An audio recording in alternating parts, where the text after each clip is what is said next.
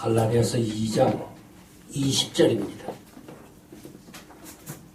갈라디아서 2장 20절 말씀. 찾았으면 제가 봉독을 합니다. 내가 그리스도와 함께 십자가에 못 박혔나니 그런즉 이제는 내가 사는 것이 아니요 오직 내 안에 그리스도께서 사시는 것이라. 이제 내가 육체 가운데 사는 것은 나를 사랑하사 나를 위하여 자기 자신을 버리신 하나님의 아들을 믿는 믿음 안에서 사는 것이라.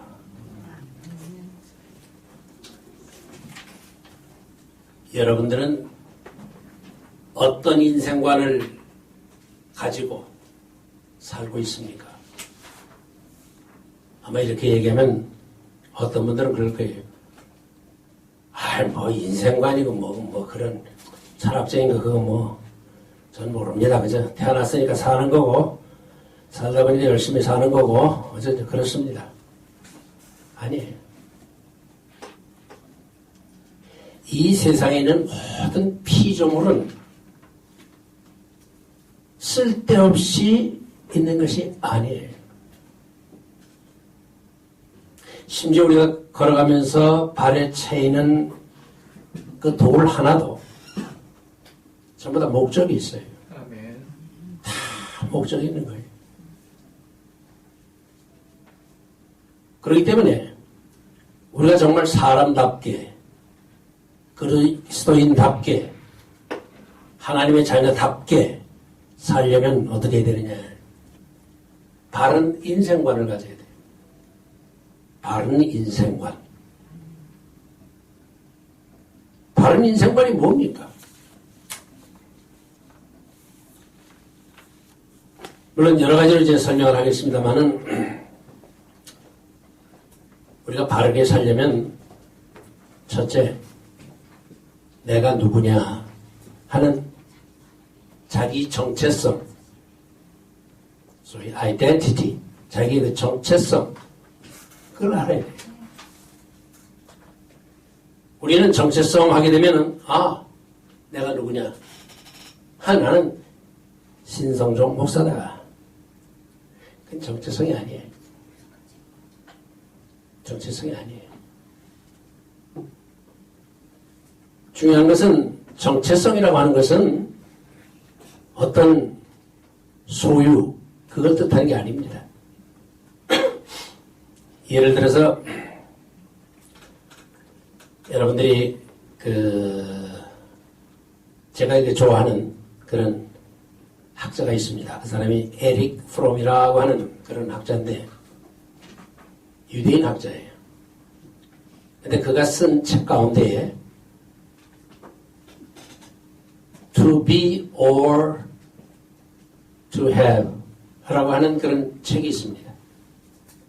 제가 미국에서 공부하면서 그 책을 읽고 얼마나 마음에 감동이 되는지 몰라요. 다시 말하면 이걸 우리말로 번역을 할 때에 존재냐 소유냐 존재냐 소유냐.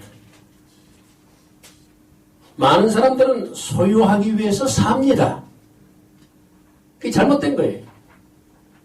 그건 인생의 목적이 아니에요. 어떤 사람은 지식을 소유하기 위해서, 어떤 사람은 권력을 소유하기 위해서, 어떤 사람은 지식을 소유하기 위해서, 어떤 사람은 남들에게 좋은 평판을 받기 위해서.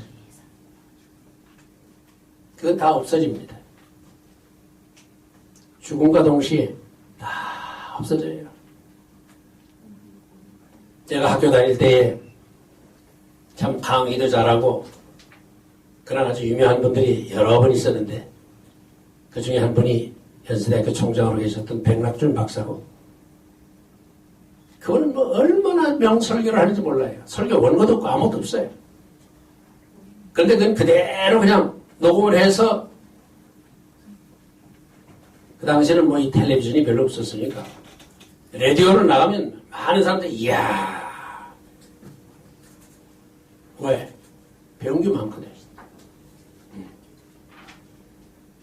또 아주 만남가이면서 강의를 잘하는 분이 있었습니다. 양주동 박사라고.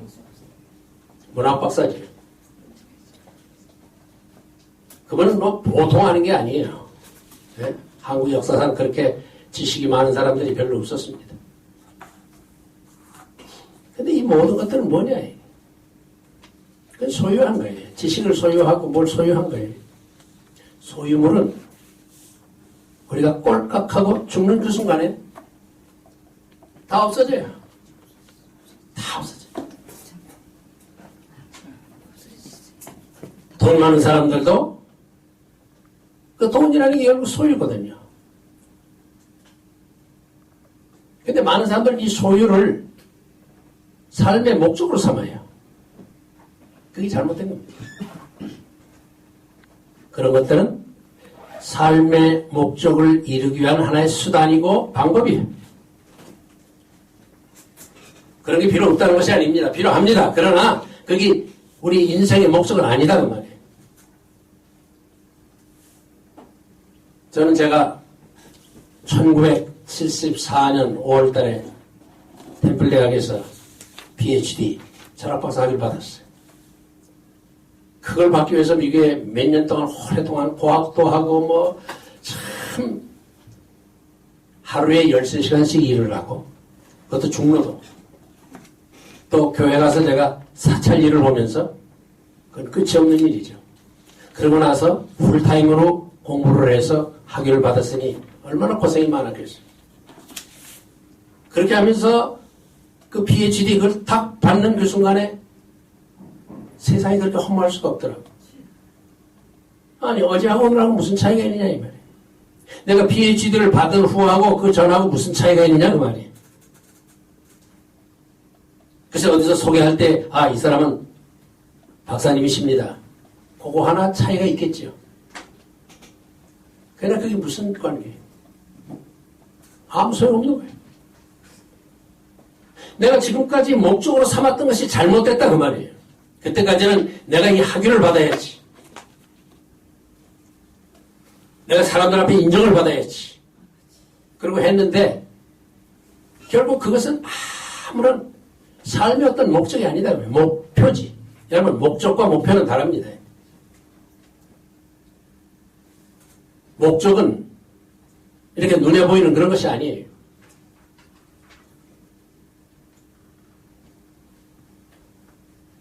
미국의 목사님 가운데 한 분이 Purpose Driven Life, 목적이 이끄는 삶이라 하는 그런 책을 썼죠. 우리나라에서도 그게 아마 많이 팔렸고 세계적으로 한 500만 권 팔렸다고 합니다. 500만 권 팔리면 적어도 500만 달러의 이익금이 있어요. 최소한 부자가 된 거죠. 근데 그는 거기서 무슨 얘기를 하는가 하면은 인생의 목적이 뭐냐? 첫째로 인생의 목적은 하나님을 기쁘게 해드리는 것이다. 그에게 찬양하고 그래서 이렇게 하면서 하나님을 기쁘게 해야 돼요. 그 다음에 두 번째 목적이 뭐냐? 두 번째 목적은 하나님의 가족이 되는 것이다. 하나님은 우리를 그의 자녀들로 가족으로 이렇게 삼기를 원하시는데 그게 하나님이 원하시는 거다. 세 번째는 무엇이냐? 그거는 예수님을 닮아가는 것이다. 그게 인생의 목적이라는 거죠. 그 다음에 네 번째 목적이 뭐냐? 그것은 하나님을 섬기는 삶. 교회에 와서 주님을 섬기는 삶. 그것이 네 번째 인생의 목적이라는 거예요. 그리고 마지막 끝으로 목적은 뭔가 하면 사명감을 가진 사람. 사명감을 가진 사람이 되는 거라. 여러분 똑같은 일을 해도 사명감을 가지고 일하는 사람과 그냥 일하는 사람이 달라요. 세계적으로 유명한 그 조각가가 많이 있습니다만은 이태리에 특별히 많이 있었죠. 한번 더 가서 보니까 자기가 지금 지으려고 하는 그 예배당 거기에 그 돌을 까고 있어요. 당신 뭐합니까? 아, 본 몰라요? 예, 무슨 일을 하시는데요? 저 예배당 짓는데요. 왜 그걸 그렇게 하고 있습니까? 먹고 살려고요. 먹고 살려고요. 또 한 사람 가서 물어보니까 왜 여기서 이렇게 일을 합니까? 이렇게 해서 제가 예배당을 지으면 여기 와서 사람들이 편하게 예배도 드릴 수 있고 하나님을 찬양하고 하나님을 기쁘게 해드릴 수 있고 그래서 제가 이거 하는 겁니다. 한 사람은 사명감 없이 그냥 세상적인 어떤 그런 그것만 가지고 일을 하는 것이고 또 한 사람은 사명감을 가지고 일을 해요. 누가 더 일을 열심히 할까요? 누가 더 일을 잘할까요? 사명감을 가진 사람. 여러분, 사명감을 가진 사람이에요. 저는 고등학교 1학년 때 예수 믿게 됐습니다. 그러고 나서 하나님 앞에 제가 기도할 때 주여 저는 앞으로 목사가 되겠습니다. 하나님 요새 목사들 보니까 시시한데 난 그런 목사는 안 됩니다. 제가 미국에 가서 좋은 대학에서 PhD를 받는 아주 그런 세계적인 그런 목사가 되겠습니다. 그렇게 소원기도를 했어요. 그때 소원기도가 뭔지도 모르고 그냥 하나님 앞에 그 약속을 하고 그냥 그렇게 했다. 그런데 집에 왔더니 제 아버님이 그래요. 너 이제 대학을 어떻게 하겠냐. 저는 신학교 가서 공부하고 목사가 되겠습니다. 아이고 이놈아 우리 집안 이제 망했다. 누가 제사를 지내며 누가 이 가정을 위해서 누가 더 정하겠느냐. 이놈아 네가 장남인데 말이야. 그리고 막 대성통곡을 하시더라고요. 그래서 내가 뭐 잘못했나. 그 친구들을 만났어요. 야 너 대학 어디 갈래? 어디에 갈래? 그 날 보고 물어요. 난 신학교 가서 공부하고 목사가 되겠다 했더니 야 이놈아 신학교는 공부 지지지 못하는 놈들이 가는 데고 가난해서 제대로 등록금 못 낸 놈들이 가는 거고 에? 거기는 병신 같은 놈들이 가는 데야. 야 이놈아 너같이 반에서 그래도 1등을 한다는 놈이 거길까? 사자가 들어가는 거야지. 그 사자가 들어가는 게 뭐냐 검사, 판사 이 사람들이 목사란 말은 안 하더라고요. 똑같은 사자인데. 그래서 그때부터 제가 하나님 앞에 기도를 했어요. 주여, 제가 그런 세계적인 목사가 되려면 영어를 잘 해야 되는데 영어를 잘하게 해주세요. 그때에 학교에서 유년이라고 하는 그런 그 교과서를 가지고 고등학교 1학년, 2학년, 3학년을 배우는데 우리 담임 선생님이 집사님이에요. 그래서 학교 공부 다 끝나고 이제 마지막에 종례 시간 되면은 1시간씩 예배드려요. 저는 그때 야 이거 재수없게 저런 사람이 걸렸나? 에? 저 예수쟁이한테 걸렸구나. 그땐 제가 예수 안 믿을 때입니다. 그때 처음에. 근데 그분이 저를 특별히 봤어요. 신군 예. 영어 잘하고 싶지? 예. 영어로 설교도 하고 영어로 강의도 하고 영어로 기도도 하고 그래서 세계 다니면서 복음을 전하고 싶습니다. 그래 내 방법을 가르쳐 줄게. 문법을 너무 공부하지 말아라. 단어도 외지 말아라. 뭣도 하지 말아라. 9가지 하지 말 걸 쭉 얘기하는데 다 내가 좋아하는 거더라고. 그러나 10번째 매 과를 50번씩 읽어라. 읽으려고 하니까 이 영어라는 게 우리 한글처럼 그렇게 쉽지는 않잖아요. 발음대로 어떻게 할 수가 없잖아요. 그러니까 자연히 사전을 찾아보게 되고 무슨 뜻인가 하고 사전도 보고 이러는데 50번씩 읽으려고 하니까요. 거의 4시간이 걸려요. 4시간. 매일같이 영어만 4시간씩 그냥 그렇게 막 외운 거예요. 그랬더니 유년책 1권, 2권, 3권을 거의 다 외웠어요. 차례대로는 안 외우지만은 첫 단어만 나오고 그다음에 쑥쑥 나올 정도로 그렇게 했어요. 거기서 저는 제 영어가 끝난 겁니다, 사실. 예. 그래서 저는 제가 얼마나 영어를 하는 건지 뭐 미국 사람하고 얘기를 해봤어야 알지. 그래서 한은섭 시장이 용산을 갔어요. 그 미국 무대가 지금도 아마 있죠? 아직. 그래서 내가 할로! 할로! 영어는 할로가 아니라 헬로거든. 할로! 예, 오더라고.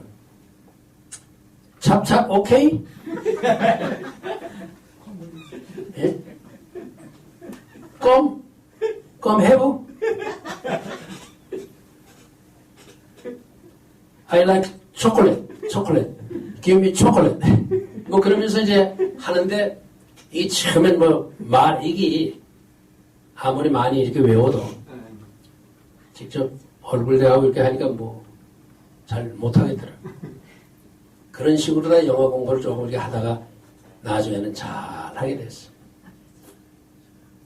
참 감사한 것은 제가 재작년에 저쪽에 말레이시아, 싱가포르 그쪽으로 이렇게 한 서너 나라에 부흥회를 하는데 이제 영어로 하거든요. 전 영어로 강의는 많이 했고 뭐 보통 설교를 했지만은 부흥회를 영어로 해본 적은 없다고.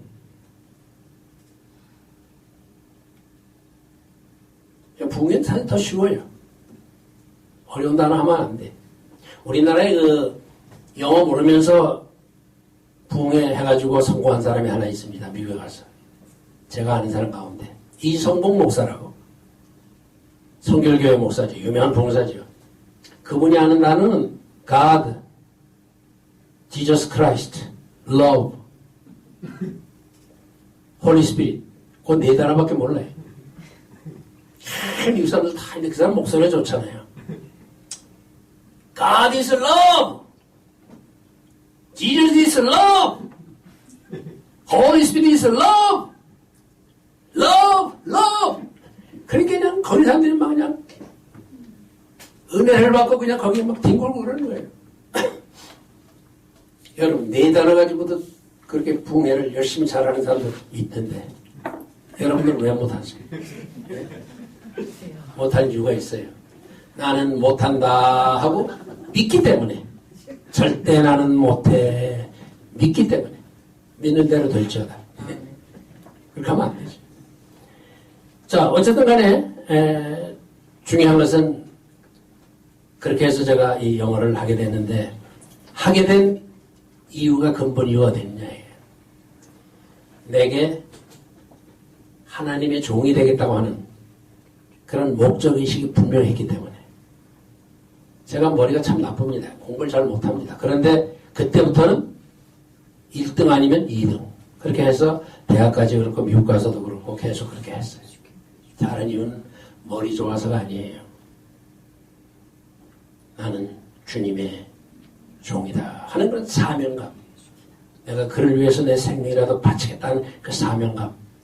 그걸 가지면 영어도 잘하고 학위도 받고 사람들 앞에 인정을 받아요. 자, 그래서 이 목적과 목표는 달라요. 목표라는 것은 목적을 이루기 위한 계단입니다. 첫째 계단, 둘째 계단, 셋째 계단. 그러니까 우리가 처음에는 우선 공부를 좀 해야 되겠다. 그거는 목적이 아닙니다. 목표입니다. 목표. 그러니까 purpose, 목적하고 goal, 목표하고는 다릅니다. 목표는 그 단계예요, 단계. 목적에 이르는 단계.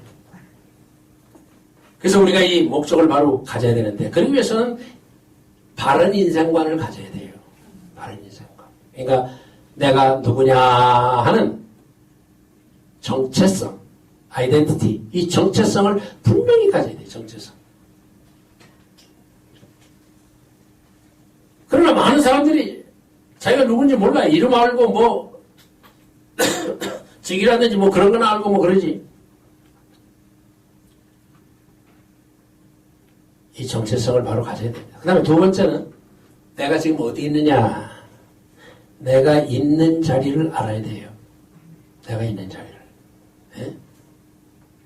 우리가 그 한때 많이 썼던 용어입니다만은 잘못 쓰는 용어가 있어요. 그건 입장. 네? 뭐 자기 입장만 다 지금 어쩌고저쩌고 입장 뭐 그래. 근데 입장이라는 게 사실은 좋은 겁니다. 내가 어디에 지금 있느냐. 네? 내 신분이 뭐냐. 그래서 자기가 있는 자리를 알아야 돼. 그러려면 역사의식을 바로 가져야 돼. 저는 그래서 그때 부지런히 여기저기 유명한 강사들 강의하는 거 열심히 들었습니다. 정말 참 열심히 들었습니다. 네? 사상계 사장인 그분의 사상계라고 하는 잡지를 냈잖아요. 그것도 열심히 읽고 또 이제 그 당시에 유명했던 분이 함석헌 선생 아닙니까? 물론 함석헌 선생은 신앙적으로는 저하고 다릅니다. 네? 그 사람은 부교회주의자예요. 일본에서 전도받아서 해서 부교회주의자예요. 그러니까 저하고는 생각이 다르죠. 그러나 그 사람이 그 국가를 사랑하고 뭐 하려고 하는 그게 참 위대하거든요. 그래서 그 강연을 열심히 가서 들었어요. 그런 가운데 제게 시골 촌놈인데 충청북도 괴산군 상무면 안보리 391번지에서 태어난 그 마을 전체라고 해봐야 65채밖에 안 되는 그런 조그만 시골에서 제가 그 마을에서 역사상 두 번째로 고등학교를 졸업을 했습니다. 두 번째로 500여 년의 역사 가운데 두 번째로 제가 고등학교를 졸업을 했어요. 그리고 대학에 또 들어갔다. 역사상 처음으로 500년 역사상 처음으로 제가 대학에 들어갔어요. 그랬더니 그 지방신문이라는 게 있잖아요. 이 신문에도 그 지방마다 그 지방 소식을 따로 이렇게 그 안에 이렇게 넣어서 이렇게 하는데 신문에도 제가 났어요. 역사상 최초로 대학에 들어갔다. 요새는 뭐 면석을 하려도 대학을 졸업해야 되고 노동을 하려도 대학을 졸업해야 하는 그런 세상이 됐습니다만은 어쨌든 그땐 그랬다. 그래서 저는 그때 목표를 바로 가졌기 때문에 딴 사람보다 빨리 성공할 수가 있었던 거예요.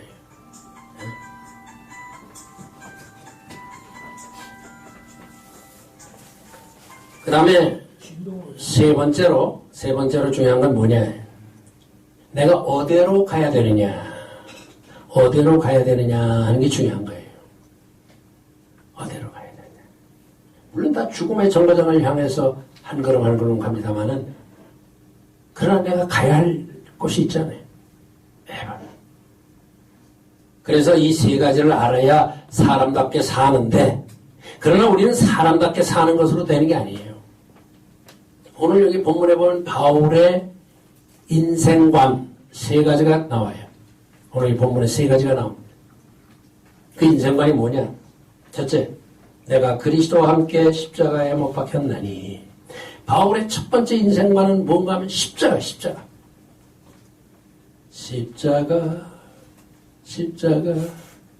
내가 처음 볼 때에 여러분 이 십자가가 이 보통 게 아닙니다. 물론 뭐 교회에 이 십자가 그 나무를 이렇게 해서 만들어가지고 장식을 하고 뭐 이렇게 합니다만 그래서 어떤 사람들은 저 다 때려부셔라. 저는 우상이다. 솔직히 우상이 될 수도 있어요. 아시겠습니까?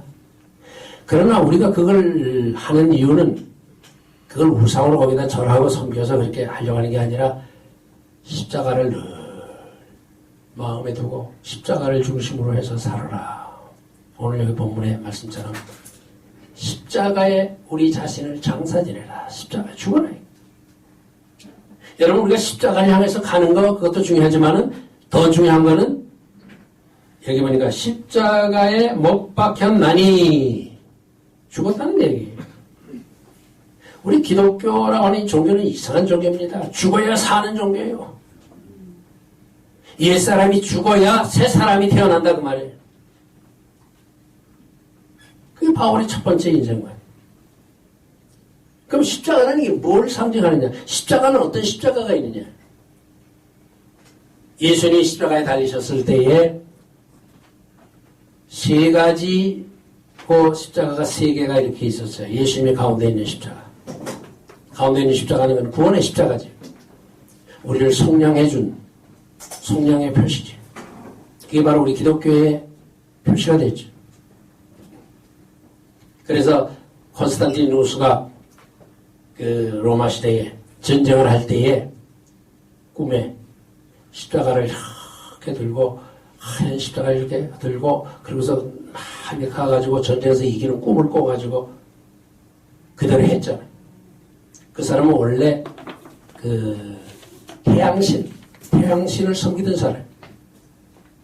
그럼 그렇게 해서 승리를 해가지고 로마를 하나로 만들었잖아요. 아주 그 유명한 스토리 아닙니까? 그래서 그는 기독교를 313년에 주후 313년에 기독교를 공인을 했어요.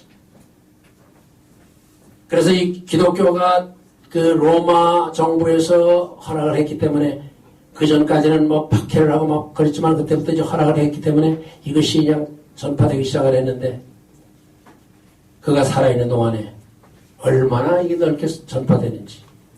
그 당시에 전 세계가 로마 지배하에 있었잖아요.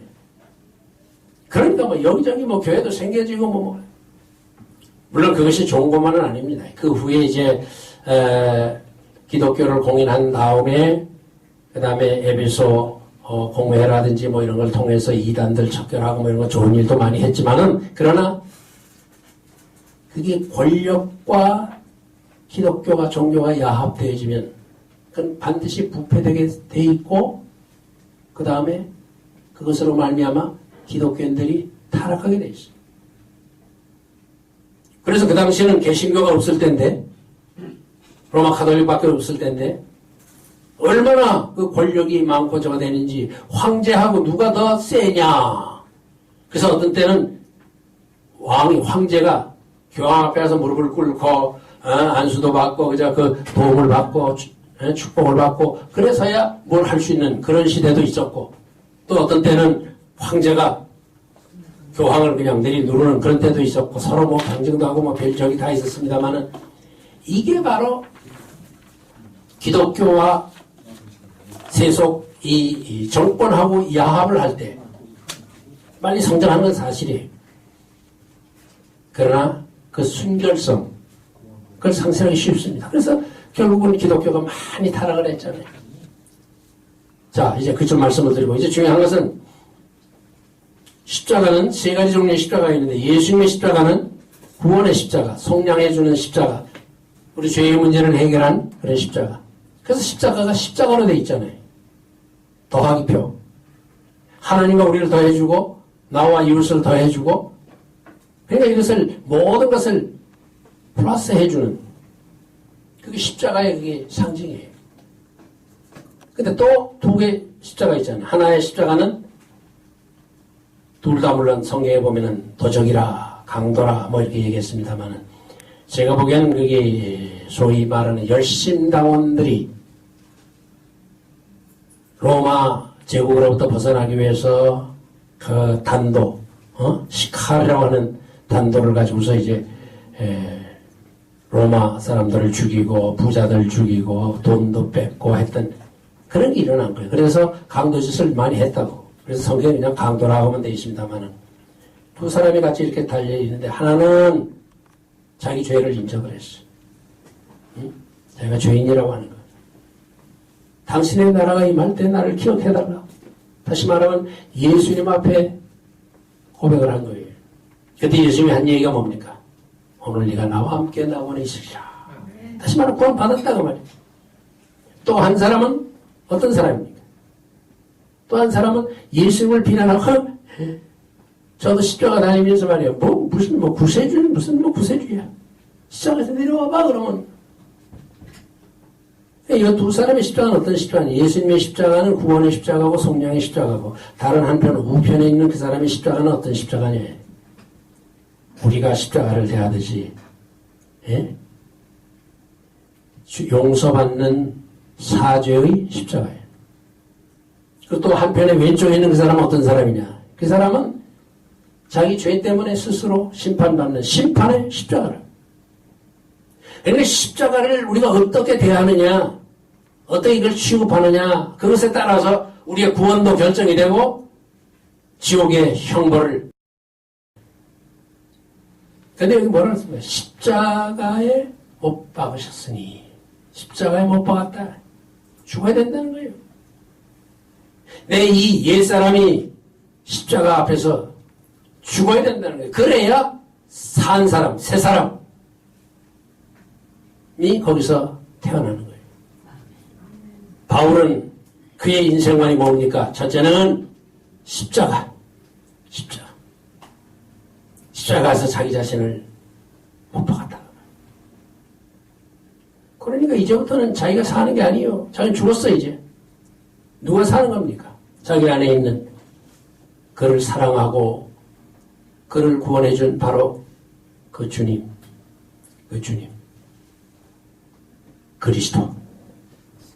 그리스도가 두 번째 그 사람의 인생관이에요.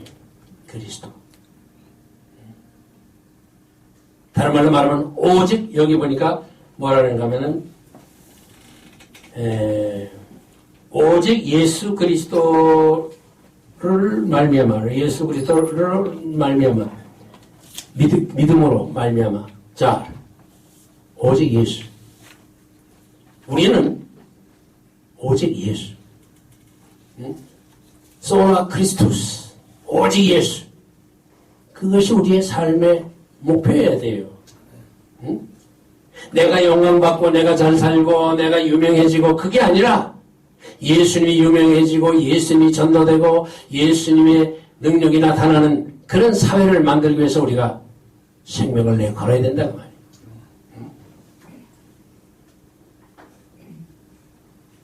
그 다음에 세 번째 그의 인생관은 어떤 인생관인가? 여기 보니까 이제 내가 육체 가운데 사는 것은 나를 사랑하사 나를 위하여 자기 자신을 버리신 하나님의 아들을 믿는 믿음 안에서 사는 것이라. 믿음. 그러니까 바울의 인생 철학은 뭐냐? 첫째, 맨 앞에 있는 것처럼 십자가. 십자가로 말미암은 구원, 속죄. 십자가로 말미암은 하나님과의 연합, 뭐 이런 거. 두 번째는 그리스도. 오직 그리스도. 내가 사람들 앞에 유명해지는 게 아니라 그리스도가 유명해지고 그리스도가 나타나는 그거라. 그리고 마지막에 믿음 안에서. 믿음으로 살아야 돼요, 여러분. 믿음이 뭐냐 물어보면 목사님들도 우물쭈물 해요. 아니 믿음이 믿음이지 뭘 또 뭐 아니에요. 믿음다운 믿음이래야 돼. 성경이 말하는 참 믿음은 어떤 믿음이냐? 세 가지가 있어야 참 믿음입니다. 첫째는 죽든지 살든지 예수님만 내가 꼭 붙들고 살겠다. 물질을 붙드는 것도 아니고 권력을 붙드는 것도 아니고 세상의 유명세를 붙드는 것도 아니고 그저 예수님 꼭 붙드는 거야. 예수님 놓으면 난 죽는다. 예수 없이는 나는 살 수 없다. 그래서 예수님을 꼭 붙드는 게 첫 번째 믿음이에요. 두 번째 믿음은 뭡니까? 뭐가 믿음입니까? 성경을 여러분들 이렇게 읽어보세요. 물론 믿음으로 읽는 사람들에게는 뭐 다 아멘 하지만은 일반적으로 성경을 딱 읽으면 도무지 믿을 수 없는 얘기들이 많아요. 뭐 물 위로 걸어갔다든지 뭐 죽은 사람을 살렸다든지 물론 뭐 실제로 일어났던 일입니다. 그러나 오늘날에 그렇게 그게 우리 눈에서 보이지 않잖아요. 그러니까 이 성경을 액면 그대로 받아들이지 않아요. 여러분 세계에서 물건을 제일 잘 깎으려고 하는 사람들이 누구냐? 한국 사람들이요. 그래서 일본말로는 애누리 한다 그러죠. 또 좀 영어계는 한다는 사람은 디쉬 한다 그러죠. 그래서 그러나 지금은 이제 정가제가 되어가지고 물건을 깎지 못하잖아요. 그러니까 재미가 없다. 그래서 동대문 시장이나 뭐 남대문 시장 이런 데 딱 가보면 재래시장에 가보면은 그거 깎는 재미가 참 얼마나 재미인지 몰라요. 예. 한 번은 저희 집에는 저희 집 사람이 모든 걸 다 사고 다 그럽니다. 시장에 제가 안 갑니다. 예. 목사가 자꾸 그런데 나가면 안 된다고. 그래서 그 사람이 직접 가는데 가면은 물건을 사는데 아주 싸게 잘 사요. 근데 한 번은 그냥 아주 독감이 들어가지고 나가질 못하고 막 그러니까 저를 보고 여보 내가 이런 걸 사야 되는데 그때 그 여름철인데 돗자리 돗자리를 그걸 사야 되는데 강화도에서 나온 돗자리가 최고랍니다. 우리나라에서. 그때 제가 우리 사람한테 배워서 뭐 알죠. 그걸 살아요. 사는데 얼마 달라 그러면 무조건 반을 깎아라 이 말이에요. 50% 깎아라 이 말이에요. 예? 그래가지고 서로 흥정을 해서 사가지고 오라. 그래서 제가 갔죠. 이거 얼마예요? 이건 강화도에서 나온 건데 좀 비쌉니다. 아, 비싸면 얼마예요? 15만 원은 주셔야 되겠습니다. 15만 원. 우리 사람이 반 깎으라고 그랬으니까 얼마예요? 에이. 아, 7만 5천 원만 해요. 뭐, 다 그렇게 하는데 뭘 그러냐고. 아유, 안 됩니다. 안 되긴 뭘 안 돼. 그렇게 그냥 해요. 오케이. 내가 그러면 저기, 8만 원. 5천 원 더 얹어줄 테니까 봐봐. 근데 그 사람이 저를 딱 이렇게 보더니, 목사님. 저는 목사님 교회 집사입니다. 그래서 목사님이 얘기를 하길래 우리가 사오는 그 원가로다가 그냥 봉사하겠다 해서 했는데 그걸 그렇게 깎으면 저는 뭘 먹고 삽니까? 제가 그날서부터 지금까지 물건 절대 안 깎아요. 왜냐면 그 사람이 우리 교회 교인이었을지도 모르고 왜냐면 그때 주님께 한참 정할 때 7만 명 모였으니까 누가 누군지 몰라요. 예? 집사만 그때 2,400명, 권사가 900명, 장로가 시무장로가 100명, 뭐 원로장로까지 하면 한 200명. 누가 누군지도 몰라요. 교역자들도 내가 다 모르는데. 자, 이 한국 사람은 깎아야 시원해. 그런 문화가 우리에게 있다고. 그런데 성경에서도 깎으려고 그러는 거예요. 아, 요거는 심하다. 에이, 요거는 있을 수 없는 그런 얘기다. 이건 그냥 하나의 우화일 뿐이다. 액면 그대로 받아들이라는 걸 깎는 거예요, 자꾸. 그건 믿음이 아니에요. 물론 성경을 다 우리가 금방 이렇게 다 받아들일 만큼 그렇게 우리가 믿음이 많지는 않아요, 처음엔. 그러나, 그럼에도 불구하고 이 성경은 하나도 틀림이 없는 무한 그런 하나님의 말씀이다. 그렇게 받아들여야 돼. 그게 믿음이라고, 그게. 그 다음에 세 번째 믿음은 뭐냐? 내가 맡기는 게 믿음이에요. 내가 맡기는 거. 네? 제가 충신에 다닐 때, 그때 그 숭실대학 거기가 있는 데가 바로 앞에가 버스 마지막 종점입니다. 거기서부터 사당동까지는 걸어가야 돼. 근데 그 고개가 얼마나 힘이 드는지 가는 사람마다 헐떡헐떡해. 그래서 박윤선 박사님이 그걸 헐떡고개라 그렇게 이름을 지었는데 비가 조금 오면 그냥 뭐 장화를 신어야 될 정도로 그냥 발이 푹푹 빠지고 막 그래요. 근데 그 당시에는 교수고 누구 간에 차 가진 사람이 하나도 없어요. 차 가진 사람. 근데 딱 한 사람, 미국 선교사, 하비 칸이라고 하는 그 선교사. 그 사람은 미국에서 그 선교본부에서 차를 주고서 활동하라고 그걸 산 거예요. 그건 이제 집차처럼 생긴 그런 건데, 네. 그게 아마 호람도인가 뭐 그런 것 같아요. 왜 집차처럼 이렇게 생겼는데. 그걸 늘 타고 다녔어요. 저는 거기서 학교까지 걸어가기도 힘차고 힘들고 또 뭐, 특별히 비가 오거나 뭐 이러면 힘들고 그러니까 꼭 거기 이렇게 미리 가서 기다리고 있어요. 저쪽에서 교수가 이제 차를 몰고 거기 이렇게 갑니다. 교수님! 하고 제가 손을 흔들고서 인사를 해요. 그럼 이 사람이 좋아서, 야, 그 사람이 한국말을 잘합니다. 한국말로 우리 신약학도 가르치다 가르쳤는데, 야, 너만큼 그렇게 인사성이 많은 사람 참 처음 보겠다.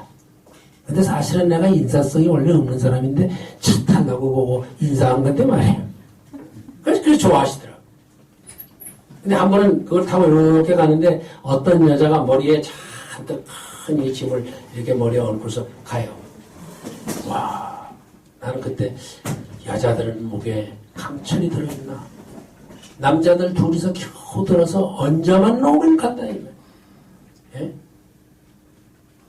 갈 뿐만 아니라 이걸 붙들고 가지도 않아. 딱 이렇게 하고는 가는데. 예? 그런 여자가 한 사람 딱 지나가는 거예요. 그러니까 이 선교사가 또 마음이 아프잖아요. 아주머니, 이리 오세요. 어디까지 가세요? 이 사람이 분명히 한국말을 했습니다. 그러나 한국 사람들의 그 잠재의식이라고 그럴까? 그게 뭐가 있는가 하면 미국 사람들은 영어로 말한다. 한국말 모른다. 이렇게 생각했다. 나 영어 몰라요. 그러더라고. 그래서 제가 통역을 했죠. 제가 그런 통역은 잘해요. 아주머니, 이리 오세요. 어디까지 가세요? 저 사당동까지 가는데요. 사당동까지 간답니다. 여기 타라고. 그게 딱 태워졌어. 차가 가는데 머리에 짐을 그대로 얹고 있는 거예요. 그래서 선교사 답답해서, 아이고, 아주머니. 예, 이제 그제서는 이제 이 선교사도 한국말 한다는 걸 알았어요. 아주머니, 아니, 힘들다고, 그 짐, 이구서 가는 게 힘들다고 그래서 이 차를 타라고 그러는데, 아이, 저기까지 갈 때까지만, 종천까지 갈 때까지만, 그건 내려놓으세요. 아휴, 나 혼자 타고 가는 것도 미안한데, 어떻게 짐까지 내려놔요? 참 바보 같죠? 근데 지금 한국의 많은 교회들이 그따위로 예수 믿어요. 그게 뭔지 아세요? 교회 가기 전엔 주여 내 큰아들 빨리 금년에 장가가게 하시고 둘째 아들 대학에 붙게 하시고 뭐 손자들 못하게 하게 하시고 뭐 이렇게 해서 잔뜩 기도합니다. 또 주의 문제도 하나님 앞에 이거 용서해 주십시오. 용서해 주실 줄로 믿습니다. 그래서 이제 기도를 딱 하고는 교회 와서만 해요. 예? 그러면서 갈 때는 그 짐을 다시 죄짐 자기 근심 걱정의 문제 이거 다 가지고 다시 집으로 간다고. 예? 왜 우리가 주님 앞에 나갑니까? 왜 십자가 앞에 나갑니까? 다 내려놓기 위해서. 그에게 맡기기 위해서. 그건 영어로는 commitment라고 해요. commitment. 내가 모든 걸 다 하나님께 내가 맡기기 위해서. 그래서 우리가 교회 와서 그렇게 기도하고 그러는데 하나님께 돌아가죠. 그러니 5년을 믿든 10년을 믿든 마음이 편안하지를 않아요. 평안이 없어요. 왜? 맡기질 않으니까. 맡기는 게 뭐예요? 그게 바로 믿음이에요. 그러니까 믿음이란 뭐냐? 세 가지 딱 기억하세요. 오늘. 예수님을 꼭 붙잡는 것. 예수 놓으면 나는 죽는다. 예수님만이 나의 살 길이다. 예수님 꼭 붙드는 것. 둘째는 뭐가 믿음이냐? 성경 66권 이 말씀은 하나님의 계시된 말씀. 여기는 하나의 오류도 없고 이건 글자 그대로 전체적으로 이건 그대로 사실이다. 그걸 그대로 받아들이는 거. 행명 그대로 깎지 말고. 그 다음에 세 번째는 뭐가 믿음이냐? 내가 가지고 있는 모든 문제 주님 앞에 그저 기도하면서 내 맡기라 이 말이에요. 아, 하나님이 해결해 주는데 왜야 그걸 걱정을 해요? 그럼 하나님께서 어떻게 우리 문제를 해결해 주느냐? 크게 세 가지 방법으로 해결해 주십니다. 하나는 우리가 정말 하나님 기뻐하는 대로 하나님 원하는 대로 딱 하면은 하나님께서 그래 내가 네 기도를 응답해 주마. 예스 하고 응답을 해요. 첫째가 예스. 그 다음에 두 번째 우리가 괜히 성격이 급해가지고 지금 당장 필요한 것도 아닌데 내년에 필요한 건데 미리 달라고 그러고 자꾸 그러면 하나님께서 야 기다려. 여름철에 밥 많이 가져가면 쉬잖아. 그러니까 바로 금방 밥 하고 나서 바로 먹어야지. 마찬가지로 내가 지금 원하는 거 이거 내가 준다 이 말이에요. 주는데 지금 당장 주는 게 아니라 그때 필요할 때 그때 내가 줄게. 그러지 않으면 그건 미리 써버린다든지 뭐 이렇게 하니까 그때 줄게. wait 기다리라. 이게 하나님의 두 번째 방법. 근데 이 세 번째 방법을 제가 목회를 하면서 발견했어요. 제가 대전중앙교회 총신의 대학원장으로 있다가 거기 갔습니다. 합동 측에서는 가장 유명한 교회 아닙니까 그때. 그 당시에 한 3천여 명 모이면 그건 굉장한 큰 대교회입니다. 그러니까 한강 이남에서는 제일 큰 교회라고 또 그랬어요. 거기에 분란이 일어나가지고 제가 학교에 사면하고 그리고 거기 간 거예요. 담임 목사로 간 거예요. 근데 교인들이 안 늘어나. 제가 그 무렵에 참 교만할 정도로 유명했어요. 예? 뭐 영락교회 가서 부흥회하지, 뭐 여기 무학교에서 하지, 뭐 통합측, 뭐 합동측, 침례교 뭐 할 것 없이 막 열심히 그냥 하는데, 예? 막 부흥회해달라고 그래요. 그러니까 저는 거기 갈 때 무슨 생각을 하나, 이 뭐 촌놈들 말이야, 이건 뭐 그냥 뭐 꼭 그렇게 뭐 설교 준비 안 해도 그냥 된단 말이야. 그러고 갔는데 새로운 신자가 하나도 없어. 물론 교인들은 반 줄었죠. 끌고 나갔으니까. 반 줄었죠. 내가 뭘 설교를 잘못했나? 뭐 때문에 사람이 안 올까? 하도 이상해서 제가 지나가는 사람 보고 여보세요, 저까지 놀았어요. 왜 그러세요?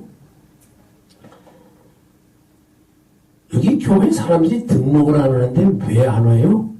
내가 물었지. 그랬더니 그것도 몰라요? 이 교회가 싸워가지고요. 그냥 지방 텔레비전으로 그냥 얼마나 매일같이 그냥 뭐 몇 달을 그냥 저거 하는데 뭐 싸우는데 그냥 똥바가지가 날아가고 목사 이 넥타이를 잡아당겨가지고 그냥 숨질 정도로 그냥 막 그렇게 막 저걸 하고 막 뭐 서로 치고받고 하는데 여러분 기독교가 썩으면 불신자보다 더 악합니다. 왜 그런지 아세요? 꽃 중에 제일 아름다운 꽃이 뭡니까? 물론 사람마다 다르겠지만 저는 백합을 좋아해요. 백합꽃. 예? 백합꽃을 좋아하는데 이 백합이 썩으면요 냄새가 제일 독하다고. 예? 거기 앉아있을 수 없을 정도로 독해요. 마찬가지예요. 기독교가 바로 전파가 되어져서 복음이 그 마음속에 들어가가지고 예수님을 구주로 모시고 하나님의 자녀가 되고 그 다음에 의롭다함을 받을 뿐만 아니라 하나님을 위해서 봉사를 열심히 하는 그런 때는 정말 천사 같아요. 정말. 그런데 교회에 분쟁이 생겨가지고 싸움이 벌어지기 시작하니까 와 불신자도 안 하는 짓을 하더라 이 말이에요. 무슨 이름으로? 신앙이라고 하는 이름으로. 내가 이 교회를 지켜야지. 교회는 그렇게 지키는 게 아니에요. 교회는 우리가 지키는 거 아니에요. 하나님이 지켜주시죠. 자, 그래서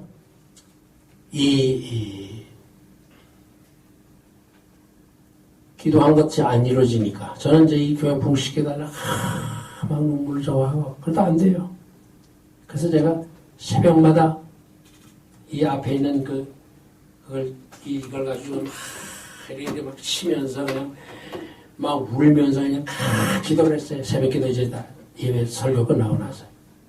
그랬더니 교인들이 내 걱정하는 건 모르고 와 우리 목사님 성령 충만해졌다. 이야 좋다 이거야. 아니 남은 지금 그래서 제가 그때 기도한 제목이 뭔지 아세요? 주여 죽게 하여 주옵소서. 내가 지금 그대로는 안 되니까 죽게 하여 주옵소서. 그런데 하나님께서 지금까지 저를 살려줘요. 네? 뭐가 응답일까요?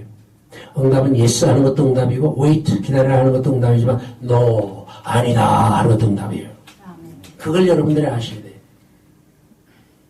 영적으로 우리에게 해가 되고 하나님의 영광 가리우고 그런 것을 우리가 구하면 하나님께서는 안 된다 그래요. 근데 그 소리가 잘 안 들리거든. 응답 안 됐다고 막 난리요. 아니요. 하나님은 언제나 응답해 주십니다. 자, 그게 기도 응답의 세 가지 방법이에요. 그래서 우리는 인생관을 바로 가지고 바른 그런 인생관을 가지고 살아야 되겠는데 그건 바로 바울이 가졌던 세 가지. 예? 첫째는 십자가, 둘째는 그리스도, 세 번째는 믿음. 이것을 가지고 저와 여러분들이 산다고 하면 하나님이 기뻐하시는 귀한 일들이 이루어질 뿐만 아니라 우리 마음속에 평안이 오고 천국이 이루어지고 그리고 모든 것들이 번성해가는 충만해지는 역사가 일어날 줄로 믿습니다. 기도하십시다.